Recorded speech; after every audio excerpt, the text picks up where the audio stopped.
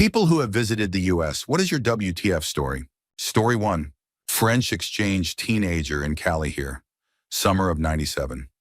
I was young and missed the field trip bus to Disneyland from San Diego. So I did something pretty stupid. I hitchhiked to go there by myself. The guy who picked me up looked like a plainclothes cop, but seemed like a good guy. When he heard I was French, he told me to never ever hitchhike in the USA because it's pretty dangerous. Plus, people could assume I'm a serial killer. So I boasted, "Look at you. You don't think I'm a serial killer.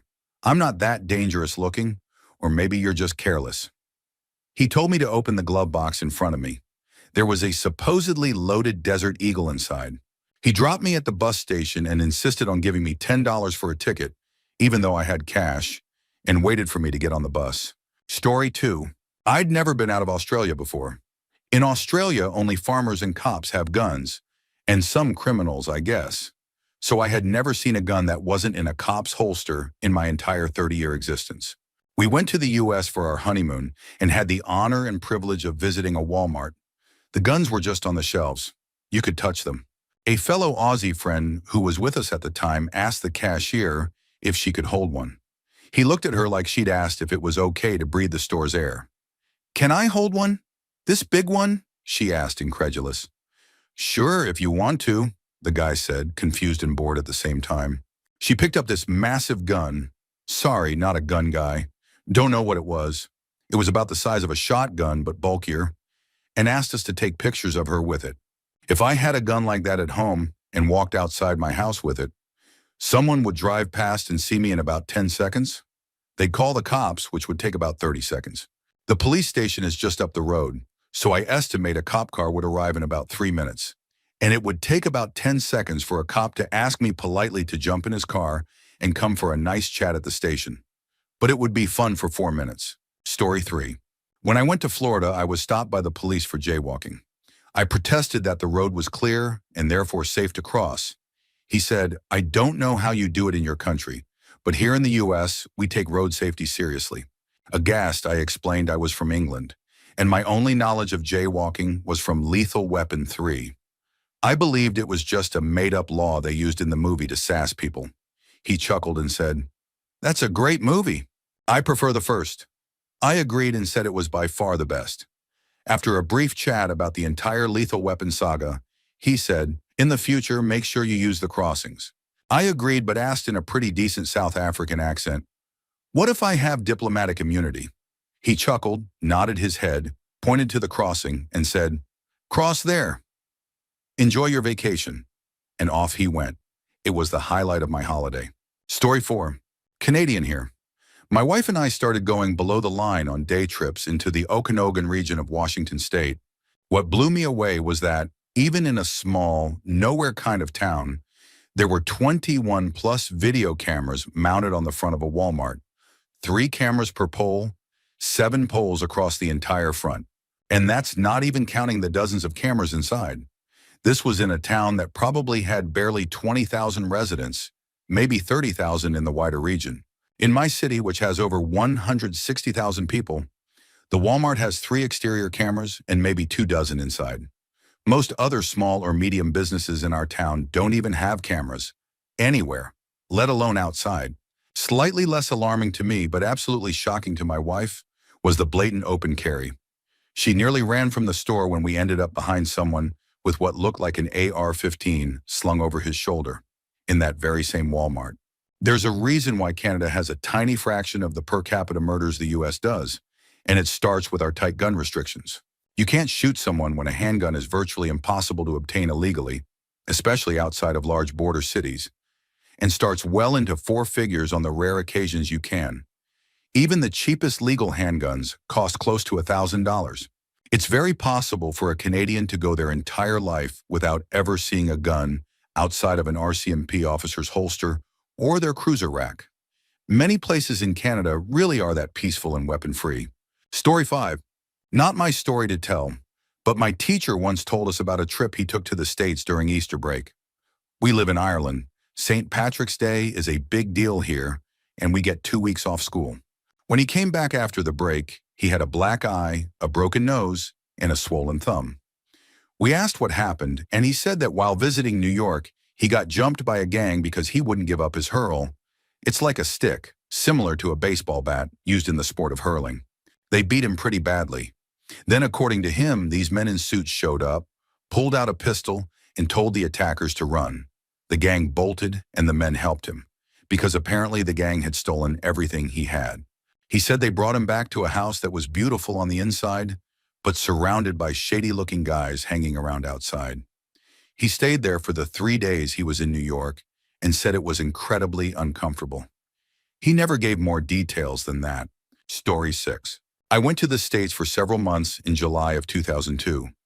I thought things were going to be pretty tense with what had happened the year before.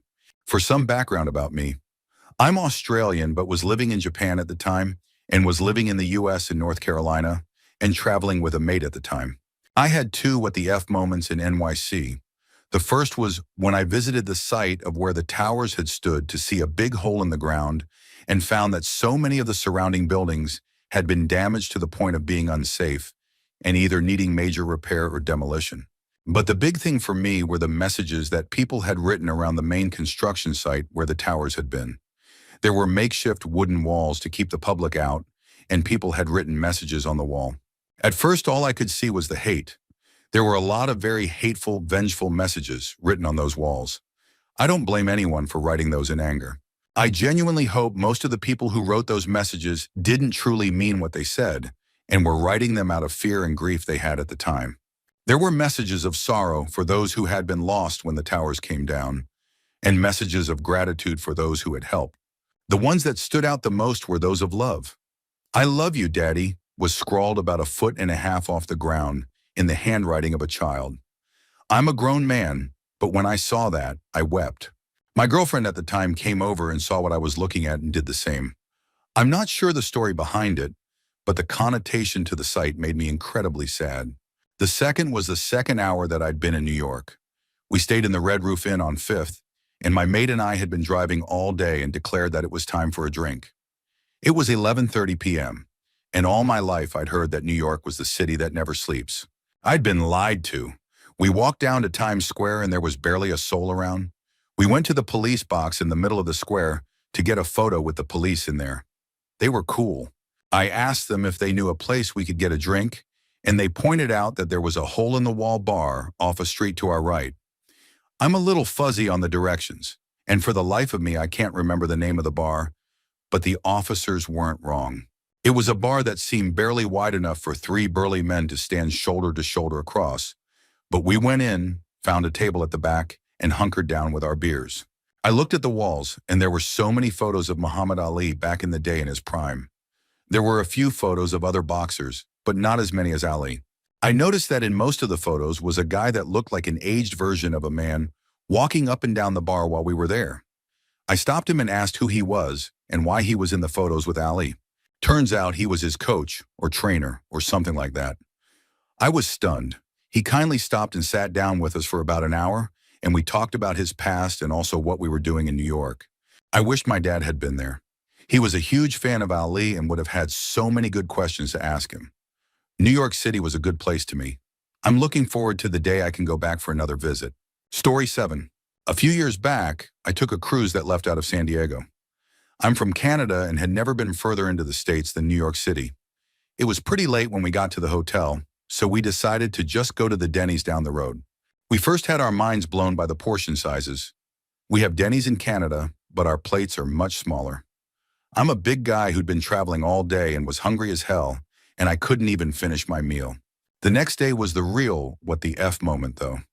I headed down to the hotel breakfast for my first ever pancakes from a machine and noticed on my way in through the door that there was a woman who was so large she had to sit on 2 chairs. Wow, okay, that's sad, but I had seen it once before in Canada. Then I noticed 2 other people doing the same thing. Not sitting at the same table or anything, just 3 people, completely unrelated to each other, all so overweight they couldn't sit on 1 chair and needed a second for backup. Story 8. Late to the party, but maybe someone can be entertained by this. My first trip to the US was in 2012, and my first stop was Chicago, visiting a friend of my American girlfriend who was studying there. So we go out on our first evening to some Asian place, yum, and I order a Coke. Wasn't 21 yet. As in Germany, you can rack up quite a bill when drinking a lot of beverages in restaurants. I wasn't going to drink more than what I needed for the meal. Mind you, we also don't get free water in Germany, which I think is an awesome practice in the US. What is often done when you don't want the waiter to ask you for another order of drinks is to leave some of the beverage in the glass, enough that it clearly isn't just left over, but could still be used to satisfy your thirst. This works reasonably well in Germany. Now back to the Asian restaurant in Chicago. I did exactly as described above, but still the waiter came and asked if I wanted another Coke. I thought to myself, well, why not, and ordered. He then took my glass, which still had a considerable amount of Coke in it. So I interrupted him and said, wait, no. To which he replied, no Coke? And I said, yes, Coke. But this one, pointing also. This seemed to totally confuse the kind waiter. I then said, I would like to order another Coke, but I would also like to finish this one, but was interrupted by my girlfriend, who by that point was already laughing. She sent the waiter off, leaving me reasonably upset, before she could explain to me that non-alcoholic beverages are refilled for free in the US. I knew right at that moment that America was everything I ever hoped it would be. Story 9. It was the first time I actually went to the USA in 2014. As we were about to research the American honor student system in New Orleans, our study paid for our flights. Even though all expenses were covered, I chose a cheaper flight that would go to Charlotte, North Carolina, before reaching my final destination in New Orleans. It wasn't to be that easy. At the security and skip hall, I got into a friendly chat with a middle-aged couple in front of me who were going to Las Vegas. The friendly exchange was soon cut short by the security guard, who gave me the most distrustful look ever and asked the man of the couple if he knew me well. That gave him quite a shock, and he said he had just met me. This suspicion was still on the normal side of the scale of crazy. The moment that guy I had supposedly stuffed full of drugs went into the American X-ray blender, I came to the grave realization I had a pocket knife in my backpack. Not a friendly, chocolate-producing Swiss knife, mind you. I'm in the Boy Scouts, and I'm quite forgetful, with a reasonably large and expensive blade. The security guard couldn't have looked more serious, but my flight won over the fight. I told him I had some stuff I still needed to throw away, so I tossed my expensive quality knife into a random trash can. No biggie. Nobody batted an eye, and I could board the plane. Here, step 2 of Dante's America began. The customs card you fill in if you have anything to declare. I had brought, well, a lot of Dutch cookies, peppernoten to be exact, which are traditional holiday cookies. I figured I could give them away as gifts to nice people. However, they might have contained some exotic killer Dutch spices, so I wrote Dutch cookies on the form. My sphincter is still surprised it survived that decision. Anyway, Gulf of Mexico, here we come. But wait, nope. Somehow, because of strong headwinds, instead of seeing palm trees and basking in the sun, the plane was running out of fuel and had to refuel at Syracuse, quite close to the Canadian border. All well and good. The flight got diverted to Philadelphia. I made it through customs there, but nobody had checked my Dutch cookies. I surely couldn't just walk away without notifying someone about them. That would seem suspicious. But then again, there was no security in sight and a whole lot of empty terminal in front of me. I dared not go to the final check with my cookies because I wanted no problems and to follow the rules. I found an area where you could declare items, but there was nobody there. This caused me to wander into an area of the airport I was not supposed to be in search of a customs officer who must surely be on a coffee break around the corner. When I finally found somebody and told him about my cookies, eyes were rolled, and I could finally defeat the last customs boss with the information that I did everything I could to declare the cookies in the name of Libertà. However, I was in Philadelphia, not New Orleans, so they set me up with a ride to a hotel so I could take a flight the next morning. I'm always up for adventure, so let's go. I arrived at the Philadelphia Marriott. They have 2 waterfalls in the lobby, several stories high. I thought that was swanky and kitschy as heck, but when in Rome, they gave me a key to my room and off I went. Now, my knowledge of America comes primarily from TV, the internet, and deduction. As I made my way to the elevator, I noticed a lot of burly black men and large African-American women dressed in, well, not much. I disregarded it, but as I reached another floor, I noticed more and more big guys and heavily made-up women in tiger prints. This was not like what TV told me. Next to my room, people were hanging out in the corridor, and Snoop Dogg was blasting from the next room. I realized someone was bound to complain soon, and that I'd better deflect suspicion from myself by introducing myself as the neighbor.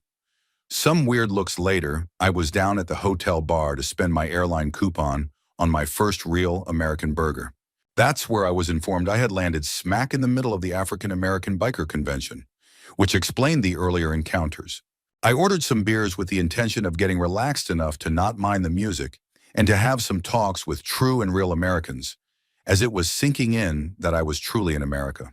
On the wrong side of America, in Philadelphia, at the African American Black Biker Convention, but still, Marika. My looks of wonder at this new world quickly drew the attention of the guy next to me, who asked how I was doing. I responded by saying that it was my first time in America, and I was happy to buy my first American a drink in the name of transatlantic diplomacy. He completely snowballed my attempt by buying me a beer. He asked me where I was from, and I informed him of my Dutch descent. He immediately replied that he had been to the Netherlands as well, to a small town, there is nothing of interest there, in North Holland. He adopted me and took me to meet his mates, who, after some greetings, said they were from the Baltimore Fire Department and were heading to Costa Rica in memory of a colleague who had passed away. Shenanigans were had, and we eventually parted ways, not before handing out the first Dutch cookies. I returned to my bar stool to find a guy who looked like Stanley from The Office US sitting next to me with apparently his wife. I greeted Stanley, and he told me about his life as a Philadelphia detective. He seemed a bit down, and his wife seemed very cheerful. When his wife left, he told me he was about to leave her soon. I gave him my non-judgmental attention and let him tell his story. He told me all about the dangers of Philadelphia and how it consumes good people. Fun times. Even though Stanley was not the most cheerful of fellows, he still bought me a beer, and he and his wife kept talking to me for a while. I thought they deserved one of my rare cookie gifts and was about to hand them the package. Story 10. I was cycling through Oregon, and it was a hot day. Blistering hot. We're 15 miles from the nearest town in a residential neighborhood. We're out of water, and we've hunkered down under a tree for a little shade to make the final push to hydration. There are cars driving past every now and then, but there's no way for them to know we're out of water. We just look like tired cyclists. Then this punk kid and his girlfriend drive slowly past us in a raised pickup truck. Must have been about 17 or so, and definitely gave off some Johnny Lawrence vibes. We see the truck slowly come to a stop, reverse, and stop in front of us. Inwardly, I'm thinking, damn it, this sucks enough already. Hey man, you guys look parched, and I've got this cooler with cold waters. Do you want some? Not how I expected the conversation to go. Anyways, the kid goes to the cooler, realizes he's only got two, comes back and tosses them to us saying, I've only got two, but I've got a few more in the house. I'll be right back. Doesn't ask us, just jumps in the truck. A couple minutes later, he's back with four more, gives them to us, wishes us a great ride, and leaves. I've done a lot of riding through Canada and Europe, and nobody has ever done something like that. It was a prime example of true, selfless American hospitality. Story 11. I am a British guy that spent a few months traveling by Amtrak from New York to Los Angeles, with many stops on the way. I had a great time, and Americans are some of the warmest and friendliest people in the world. My what the F story. I was waiting for the train at Denver Station. I noticed a lot of uniformed people with Department of Homeland Security on their coats. I get on the train, and a while into the journey, the DHS people are checking everyone on board. They find the guy they're looking for, stop the train, and interrogate him by the side of the tracks for ages. After a while, they let him get back on the train, and he is angry. He's complaining about being profiled due to his travel habits. This was very shocking to me. After that, I started paying closer attention to law enforcement. There seems to be a different attitude in the USA. Over here, I think there is more of an assumption that law enforcement works for us. While in the USA, they seem to have the attitude that they are there to control the population. Story 12. I'd always been under the impression that the US was really advanced and ahead in most things. Massive shock when I first went there in 2006, then again in 2009 and 2011. It was like going back in time. Technology that we take for granted in the UK and Europe was in its infancy or just didn't exist over there. No fast internet, you couldn't do much online. Signing when you used your card to buy stuff. No 3G phone signal, couldn't pay for transport or lots of small things with a card. Couldn't book anything online in advance. No mobile card terminals in restaurants, they vanished with your card for like 5 minutes. Loads of little things like that. It got gradually better each time I visited, but everything seemed roughly 5 or so years behind. People crowded around a self-service till in a supermarket like it had been dropped from space and was some weird futuristic alien technology. We'd had them for years at this point. People looked on in wonder when I logged on to my online banking. That was the biggest and most unexpected shock. I hope you've caught up a bit by now. The number of obviously mentally ill people in the streets, I thought that was just a thing in movies, but turns out it's real. I guess that's due to lack of health care. We saw this poor woman on a tram in Sacramento get lunged at, then chased down the street by this unstable homeless man with wild hair. I noticed him early and moved my girlfriend and me away because I thought he was acting a bit strange and might do something. Then he did. She was terrified. Most people were just normal and really didn't fit the bigoted stereotype. But you'd occasionally meet someone really insular and uninformed. Someone asked me if we had cars in the UK. I thought he was joking, so I said no, we use horses and carts. He took me seriously and believed me. Then he started asking me all sorts of things. Do you have this? Do you have that? I met 1 or 2 people like that. Goes without saying. Guns. Terrifying. I met this guy in Indiana who had a safe full of what looked like machine guns. I'd never seen a gun in my life apart from the odd policeman. Our police don't routinely carry guns. Once in a blue moon over here. Story 13. From Australia and went to the US 3 years ago. Traveled with an English and Welsh guy I'd worked with and ended up staying with one of our other colleagues who was from Buffalo. He threw a house party and the Welsh guy and I bought the grog. My God, your booze is cheap. Anyway, after getting sufficiently drunk, my Welsh mate and I ended up wrestling. Rules were, you started on your knees and you won if you could rip the other person's sock off their foot. After a couple of rounds, I got tired and decided I wasn't drinking enough to live up to the Aussie reputation, so I called it. One of the Americans decided to challenge the Welsh guy, so I watched. Someone counted down, and on go, the American drew a Glock from his waistband under his shirt, pointed it at my friend and said, I win. Everyone froze, and then the guy put the Glock away and decided to keep partying. Us being the foreigners we were, we just stood there going, what the hell just happened? Turned out it was a practical joke, and he chose the Welshman because he was afraid I, being the Aussie, might actually do something rash about the gun. Good reputation to have, but no thanks. Dealing with that kind of thing is too much. We got rid of our guns years ago because that's way too intense for us. Give me crocodiles and tape hands any day. Hell, I'd take a drop bear. Story 14. I'm from the US. This is merely an experience I had with someone visiting. I have no idea where he was from, to be honest. I work football games for LSU and the New Orleans Saints, selling overpriced Cajun food. This guy walks up and starts asking me about what we have. I told him the usual speech. Jambalaya with smoked sausage, alligator po' boy, crawfish pies, hush puppies, boudin with crab boiled potatoes. This man flipped out. He didn't know what any of it was, so naturally I started explaining it to him, which is actually really common if you work the visitor's side of the stadium. That and the mispronunciation of everything. I told him what jambalaya was first, he wanted it. Alligator po' boy, bought it. Crawfish pies, got it. Hush puppies, those too. Just everything. This man was so excited to be getting close to $60 worth of food. He tried one of the hush puppies and asked for another order. I just gave them to him. Since he was getting an entire tray of food, we honestly just stuffed as much as possible in there and charged him for like 3 things instead of 6 to 7. I will never forget this man. Story 15. I was in upstate New York for a summer a few years ago. Walked into a convenience store with my friend to buy beer. I was buying, and I already knew how strict people could be about showing ID, so I had mine with me. As the only ID we had at the time were passports, he didn't carry his around, which you'd think wouldn't be a problem.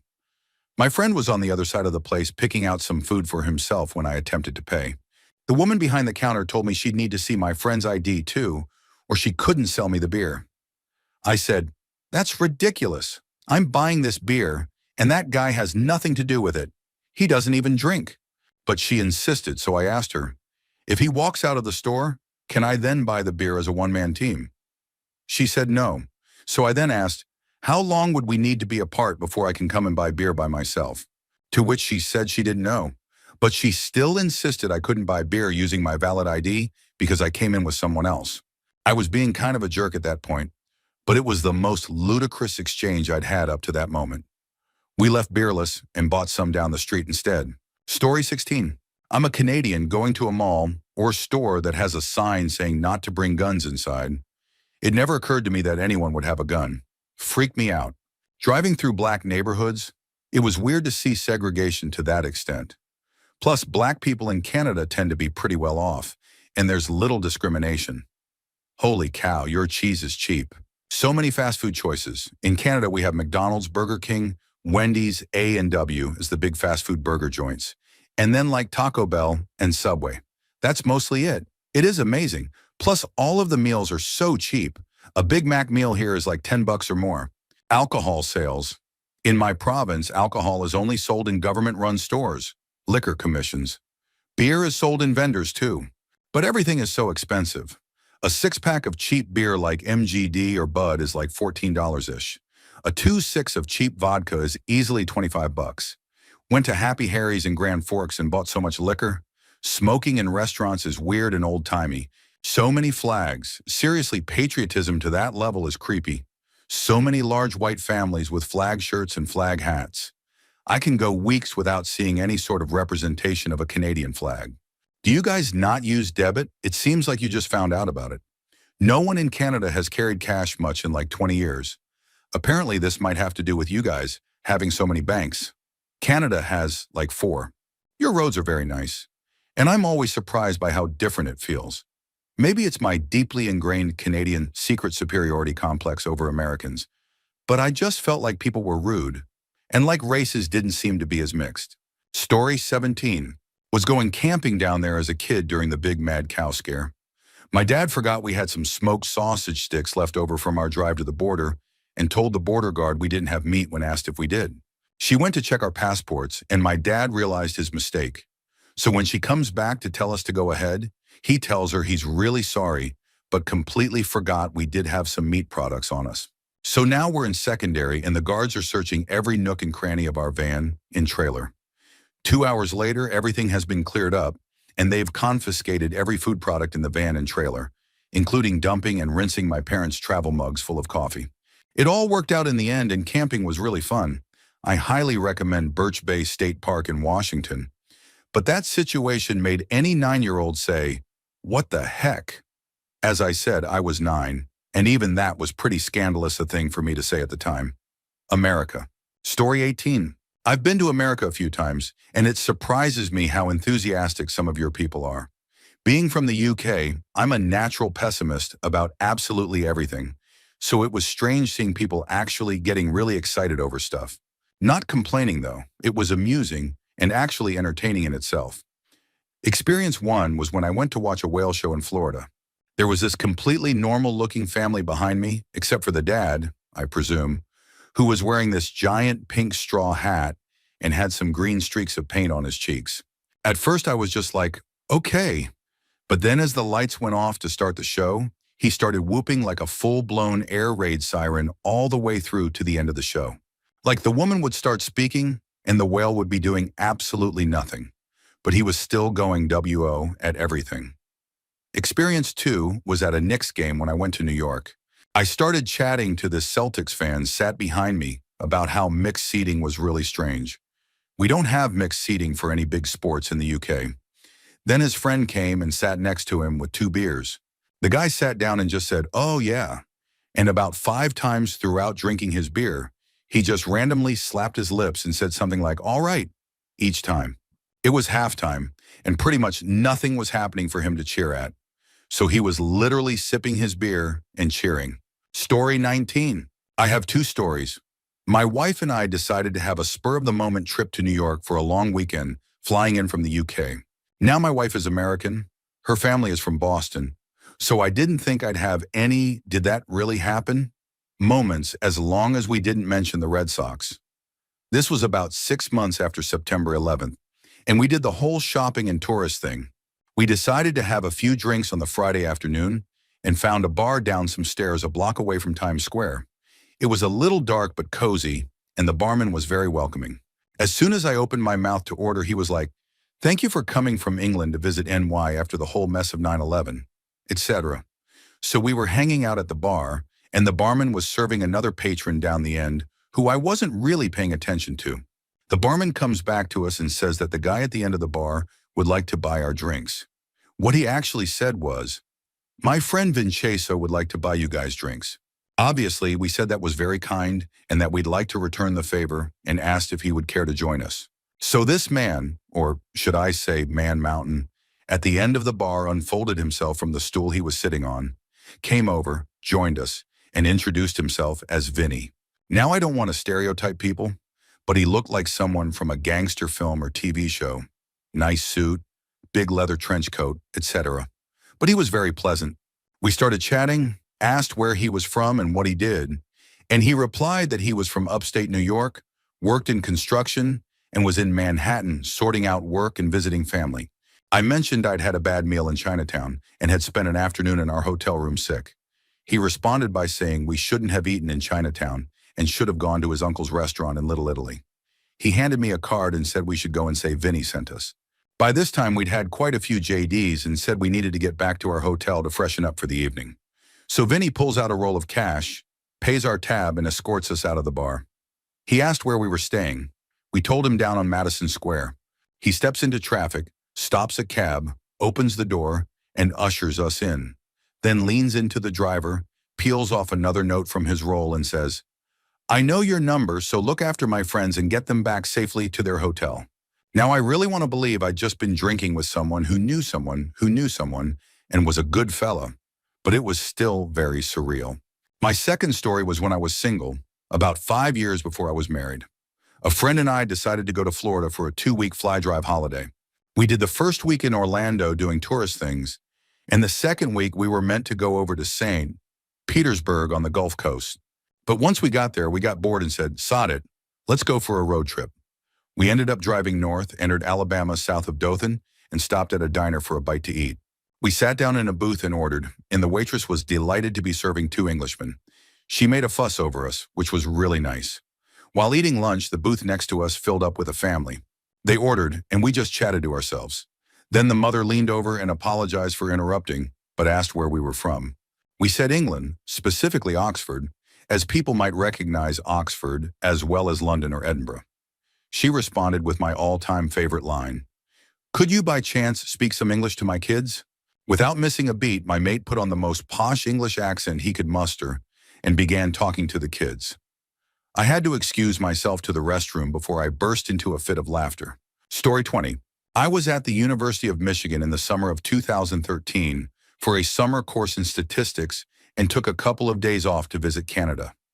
Going into Canada was a walk in the park, but returning to American soil just 2 days later proved to be more difficult than I had imagined. The Border Patrol officer seemed drunk on power and kept asking more and more questions, checked our car carefully, and after about half an hour, he asked me once again to repeat my story about what business I had in America. I started explaining calmly for the third time that I was a grad student, doing a summer course in statistics, that I had a permit to be in the country for 3 months, and that he had no reason to be concerned. He said that my story made no sense. Why would I travel all the way from Sweden to spend the summer in a computer lab in Michigan? You have universities in Europe, don't you? I was about to say that it wasn't any of his concern, and that his job was to check whether my papers were in order, not to determine whether my reasons for traveling across the Atlantic would be enough to motivate him to do the same. Instead, I said that we had universities, but that nothing compares to the excellent standard of American education. So after 5 minutes of complimenting his country, and after another 5 minutes of my wife subtly charming him, he finally decided to let us in. Some people just shouldn't be in positions of power. Story 21. I was in Las Vegas, and the hostel I was staying at had a minibus shuttle to the airport. My girlfriend and I were the only people on it, so I got talking to the driver. During the conversation, he ended up telling me that he basically works for tips, I asked him why he wasn't doing something else. He was in his 40s, and he said he used to be a taxi driver. A couple of years ago, some guy held him up at gunpoint. After taking the money, the guy shot him and set his taxi on fire. He came to just in time and managed to get out of the taxi. As he dropped us off, he showed me the burn and scar from being shot. He said that while he was in the hospital, he got fired for not showing up to work, and now he can't drive a taxi anymore because he gets panic attacks. He hasn't been able to get any other work except this. I couldn't believe that someone who went through something like that wasn't better taken care of. Story 22. Indian here. I was at a restaurant with a friend in LA. There were two great-looking women in their early 20s sitting behind our booth, speaking in heavy Valley Girl accents, probably the most hilarious accent ever. They were talking about the adult film industry and a producer who had contacted them for a shoot. After a while, one of them asked the other what her stage name was. She replied with a generic name I don't remember. Later, I overheard them mention India, so I listened more closely. They were talking about how Indians eat with their hands and how gross that was. I understand why some Americans feel that way. My friend Googled her stage name, and the first photo we saw was of her performing something rather explicit. The second photo was even more graphic, which made it incredibly ironic considering she had just been talking about how gross it was to eat with your hands. The positive side? If there's a rule in place in America, most people actually follow it, like stopping at stop signs, for example. Coming from India, where rules often go ignored, that was refreshing. Story 23. I was in Florida and went out shopping at a mall. There was this sort of circular section near what I think was an Apple store. This was about 8 years ago. As a non-American, I had never seen motorized scooters for heavy people in real life. In my country, those are mostly used by the elderly or seriously disabled, and they're generally smaller. In this circular part of the mall, foot traffic was more condensed with people going both directions. I didn't want to go into the store my friends were checking out, so I was just hanging around, people watching. That's when I saw what I presume was a family, about 5 of them, all riding on large mobility scooters. They were spread out in a row, wearing sunglasses and hats like they were some kind of biker gang, taking up lots of space and forcing everyone else to walk around them. After watching for a while, I noticed another group approaching from the opposite direction, also on scooters. Maybe another family. One member was a teenage girl who was walking. As soon as they spotted the biker gang, they stopped and stared. It caused a bit of a traffic jam. I don't know if there was some existing drama between these groups, but it felt like a standoff. Now there were 10 people in scooters blocking the main path, staring at each other from about 15 feet apart. Then the lead woman from the first group, whose forehead had so much fat it was practically hanging over her eyes, shouted something unintelligible to her family. This triggered all of them to surge forward on their scooters at top speed, which wasn't very fast, straight into the second group. The resulting collision knocked one man off his scooter, and as he flailed on the ground trying to get up, a shouting match broke out. A woman from Group 2 started yelling back, and bags of snacks began flying. There were orange chips flying everywhere, apparently from a giant single-serving pack, not a multi-pack. The chaos lasted for about 30 seconds until mall security arrived, one of whom honestly looked like he needed a scooter himself. There wasn't a big dramatic ending. Each group was escorted away in different directions. I was stuck waiting for my friends who missed the entire thing. Story 24. I'm from the UK, and we went to California a few years back. While at Disney, my daughter fell and hit her head, splitting her ear open. The first aiders patched her up, but it needed stitches. Instead of just telling us where the hospital was, they gave us a map with a dozen hospitals marked on it and said to go to one of those. When I asked which one to go to, they told me they didn't want to advertise one over another. We chose randomly, and we chose wrong in the end. They wouldn't book her in at the A&E until they could get hold of our travel insurance, or we agreed to pay up front, which was disturbing in itself. While I was trying to sort out the paperwork, there was a mentally disturbed gentleman trying to get into the hospital but being ignored. When he got too close to the front desk, security would take him outside and sit him on a bench. When we finally got onto the ward, there was a sedated guy handcuffed to a wheelchair in the next bay, which was a bit unsettling, especially since there were no screens or anything separating patients. His hospital gown had ridden up and he was exposed. The list of ridiculous things goes on, But this post would turn into War and Peace if I went through it all. Story 25. Probably the only time I've gotten genuinely annoyed at an American during all my visits happened at the visitor center in Austin. Now I've met Americans I didn't particularly like before, but this was the only one who really ticked me off. My friend and I were waiting for a tour to begin, and we're having the usual small talk. Where are you from? Oh, England. Whereabouts in England? Just the normal friendly chatter. But this one guy, every time I spoke, would loudly mimic my accent in the worst way and blurt out things like, bloody England, and what's a wanker? Then laugh and look around like everyone was supposed to think it was hilarious. Nobody did. In fact, it was making everyone noticeably uncomfortable. I thought it would be a good idea to go to the toilet just to get away from him. The guy followed me into the bathroom and started playing the UK national anthem on his phone. He then waited outside my stall and asked if I liked it. Thankfully, our tour started right after, and he wasn't on it. To this day, I have no idea why he was even at the visitor center if he wasn't joining the tour. He didn't work there. He just seemed to be hanging out. Anyway, as we left the building, I saw someone get arrested at gunpoint for refusing to accept a ticket for jaywalking, which appeared to be nothing more than what we at home would call crossing the street. That was the day I learned that in some states, you can't just cross the road wherever, even if it's clear, and if you call it out, you might have a weapon pointed at you. Story 26. I'm American, but I've grown up in the UK most of my life. On an annual visit to the States to see family, I stopped at a Starbucks on the New Jersey Turnpike. No shortage of those in the US. I asked for a white coffee, please, and silence ensued. The barista, a black man, looked at me strangely. I repeated myself, not realizing I had somehow confused or offended him. In the UK, a white coffee just means coffee with milk. But I guess in the US, it sounded like I was asking for a coffee for white people. We got there in the end, but it was an awkward misunderstanding I've never repeated. Later in a Walmart, I asked an employee where the toilets were. She responded, "I'm sorry, ma'am, we don't sell those here." Baffled, I said, I wasn't looking to buy one. She suggested I go to Home Depot if I changed my mind. The only other words I could think of were the loo, the WC, or the bathroom, none of which seemed to help. When I told my mom what happened, she was mortified and told me, "You never say toilet in America. It's as rude as asking where the crapper is."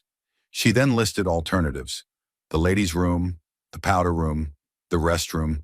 Eventually, I found the toilets in that massive store and banked another weird cultural difference.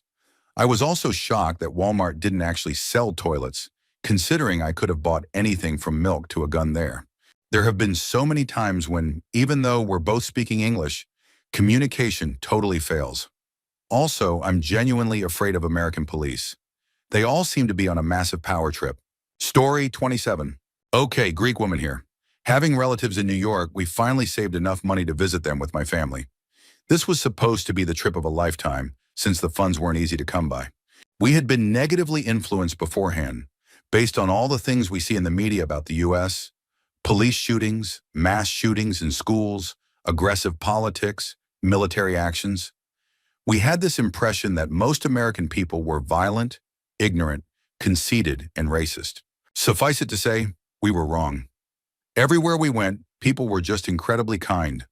They helped us find streets, pointed us to the nearest subway stations, even led us to the best and cheapest shops and restaurants, always with a genuine smile. At no point did we encounter any hostility, impoliteness, or indifference. Even when we asked strangers on the street, people were helpful and warm. The police were also very respectful and professional. Yes, we asked quite a few for directions. Important note, I have also traveled to 3 European countries. I won't name them, but they're some of the biggest and richest in the EU. And I have to say, the people in those countries weren't even half as polite or helpful as the people in the US. In fact, they were often more conceited and rude than I expected Americans to be. I felt more at home in the US than in my European neighborhood. This experience made me realize I need to be more careful about judging entire nations based on news or the internet. Americans have been unfairly portrayed in global media. You're a fine bunch in my book. I apologize if you were expecting a negative experience. I have only good memories from my month-long stay, which I honestly didn't expect. Story 28. We were in Oregon, somewhere I forgot, and decided to visit this huge Walmart, as one does. Once we got in, the ladies in our group disappeared, and us guys, 5 of us, decided to buy a case of beer and head out to the SUV. We opened the doors, put the case inside, and stayed there chatting. 15 minutes in and still no sign of the rest of the group, we decided to open a beer each and light a cigarette while talking and laughing. Within a couple of minutes, we were surrounded by 3 policemen. Just to give you an idea, we were in a black Chevy Suburban, and it was rather huge. When I looked outside the passenger's window, all I could see was the belt of the policeman. So this guy was equally huge. Anyway, as it happens, one of us had thrown out all the empty bottles in a nearby bin just minutes before the police showed up. They asked if we were drinking, and all of us in unison replied with a choreographed, "No!" We'd all seen the famous police videos and got nervous. Well, police aren't idiots, so they didn't fall for it. They did a sobriety test on the driver, and it was okay, then proceeded to talk to us about the laws of open containers and public drinking, without ever directly accusing us of anything, though they surely knew. What the F moment was realizing we didn't know you can't have a beer while relaxing with friends on what we assume was public property. Story 29. On my last trip, I met a really racist policeman, and it weirded me out because it was a kind of racism we don't really have over here. We do, of course, have regular old racism, but it's mostly the go back to where you belong type. Me and a friend, who is also Swedish, but whose parents are from Vietnam, got pulled over by a police officer. I was the driver and had made the violation. I missed my exit and backed up on an empty road with no other cars. I called back to my pal, telling him in Swedish. He came over to join the conversation. The cop then proceeded to talk to him like he was a child, like a cliche from a bad movie. We're both from the same country, both fluent in English, but suddenly my friend was being addressed like a toddler.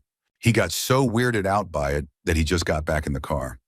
Then the cop switched back to normal English with me and ended the conversation by saying, "I don't see why you bothered to learn Korean." Story 30. This sounds dumb, but when I landed at the airport, I only had $100 notes on me because I exchanged at a bank. I'd normally just ask someone at a small newsstand or something to break it in my country, but since I was in a foreign land, I wanted to be polite. So I bought a Coke from a pricey airport shop just to get the change. In return, I got barked at. The shop assistant, a woman who was talking to her friend about her life story, seemed annoyed that she had to count out change. "I ain't gonna sell it to you next time. Don't got no change," she grumbled. What the heck? I was just trying to be polite. All I did was purchase an item with cash. Also, there was the time I got friendly with some students at an NYU bar. I was getting complimented on my attitude when one guy added, "And he's Asian too." Asians are usually quiet. I know it was meant as a compliment or just an observation, but I didn't realize how ingrained racism was in America until then. I've experienced racism in my country, being told to go back where I came from, being chased or threatened. But that single unintentional comment made me realize how deeply it can be embedded culturally.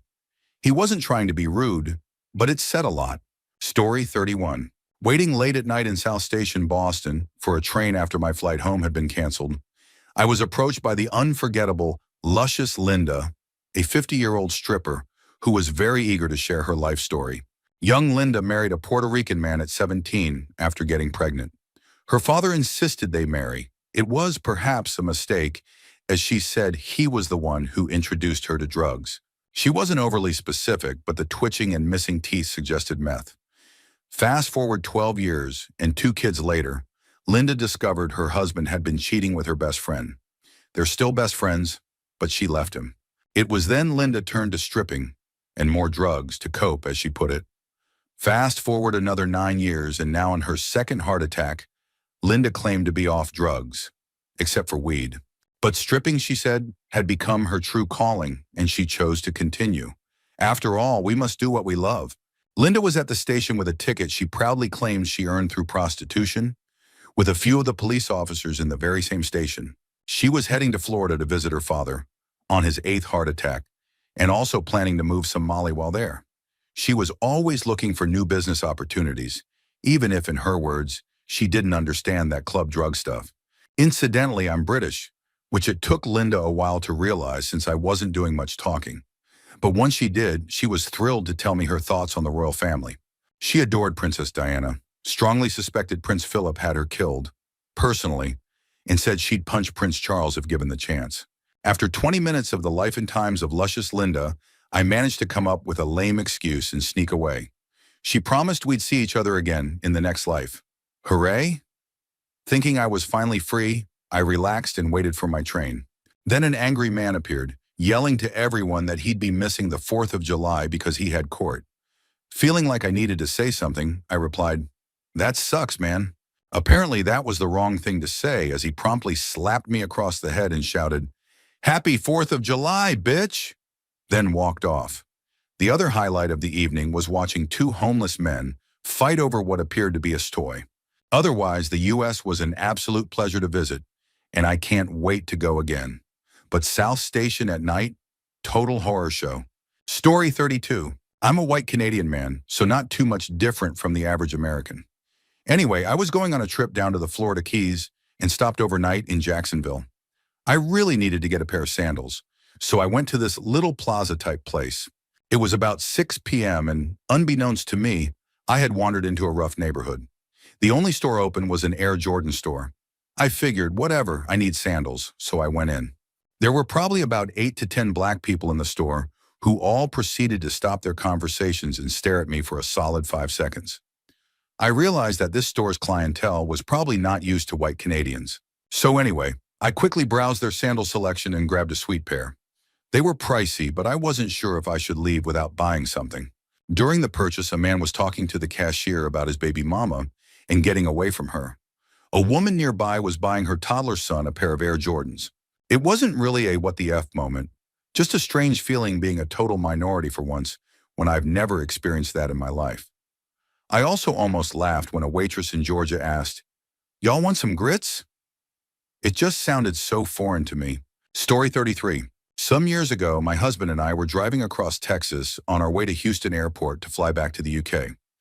It was during a time when speed limits were reduced to 50 miles per hour. My husband was doing more than that, probably closer to 70 miles per hour. We were on a dual carriageway, and a cop car passed us going the other way. I didn't say anything because I figured he'd seen it. He hadn't. A few minutes later, the cop was behind us with the lights on. In the UK, it's standard for police to pull in front of you and slow down as a signal to stop. So we drove along for about a mile before we figured out that it doesn't work that way in the States. We finally pulled over. The cop came over, and my husband apologized. He looked at the UK driving license, and we explained we were on our way to the airport to fly home. Then the second officer joined, and they started talking. They weren't doing an on-the-spot fine, so it had to be a judge thing. Then came a long discussion about how the judge was away hunting for a few days and would be mad as anything if he had to come back to deal with a speeding ticket. We just sat there, being nice and polite, while they had this back and forth. Eventually, they gave us a verbal warning not to do it again and handed us a slip of paper with the speeding offense noted on it. I still have that somewhere. So it all boiled down to, the judge was hunting. Hot damn. Story 34. In a bar in New Orleans, I was paying for my drink, but had mixed up some British coins with my US coins and placed them on the bar to sort them out. A lady sitting next to me noticed and immediately commented on the oddly shaped 50 pence and 20 pence coins. They both have 7 sides but differ in size. She said they looked strange and asked how much they were worth. I told her the 50 pence was worth, at that time, about 85 cents and the 20 pence about 34 cents. She looked at me and said it was silly to have an 85-cent coin and a 34-cent coin. It would be too difficult to add up when paying for things. Not satisfied with that, she then asked if I had a British quarter. I told her we don't have such a coin in the UK. So she asked what we use in a payphone. I said the 50 pence and 20 pence work just fine.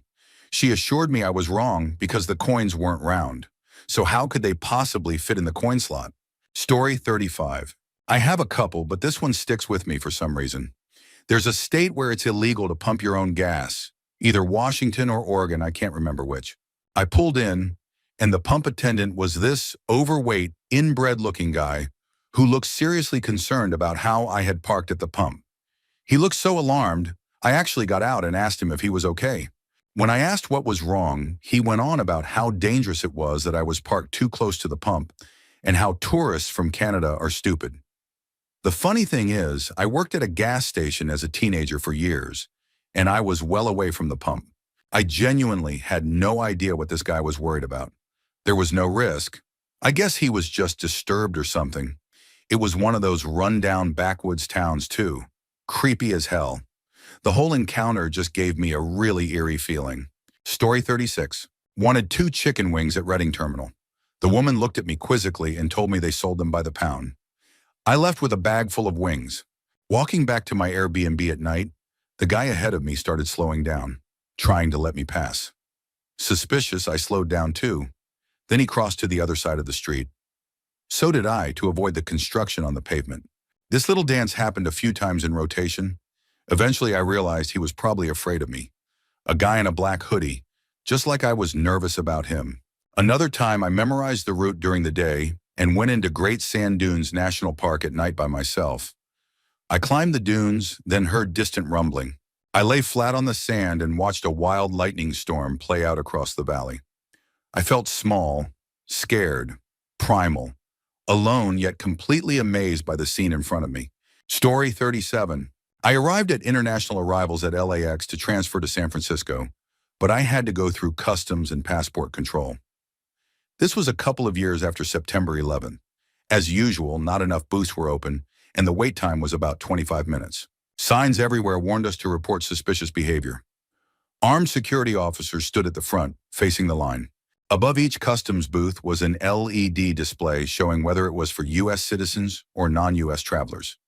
Above the closed booths, the signs were off, except for one. That sign was powered on, but since it had no signal, it was running its default test pattern. That just happened to be a 2-minute demo of its bright colors and exciting patterns. About halfway through its loop, something wild happened. It showed a cartoon-style bomb. You know the kind. Round with a lit fuse, ending in a dramatic boom followed by more bright colors. I looked around. A few people had seen it too. Everyone suddenly looked at the floor, the wall, anywhere but at the sign, and around it went. Boom, bright colors, again and again for 20 minutes. The security officers had their backs to it. The customs officials were under it. Only we in line saw it.